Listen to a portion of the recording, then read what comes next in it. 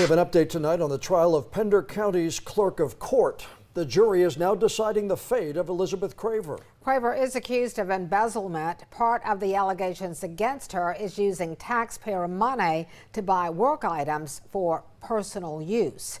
WECT's J.C. Caldwell in the courtroom in Burgaud today. J.C. Craver took the stand today in her own defense. Yeah, she did, Fran. She was actually the first person to take the stand to testify today, and she answered a wide variety of questions, of course, all related to the various allegations against her. Let's get you to some specifics, though. Both the state and the defense asked her questions related to employees using community service time off for helping her campaign. Craver says she held a meeting with employees saying they could volunteer to help her, but it would have to be during personal time only. An SBI agent on the stand today, however, testified that in a previous hearing, Craver, under oath, said she told employees they could use community service and sick time to help her campaign.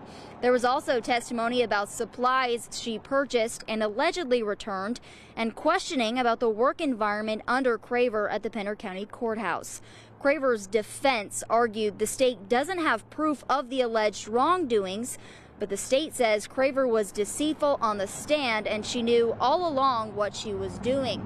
Jury deliberations started around 4:40, and just about 45 minutes after that, the judge dismissed everyone for the day, so things are expected to continue tomorrow morning. Of course, we'll keep you updated when a verdict is reached. In the meantime, we have more details on what happened in the courtroom right now for you on our website. With that, I'll send it back to you guys. Reporting live in Burgaud, J.C. Caldwell, WECT News.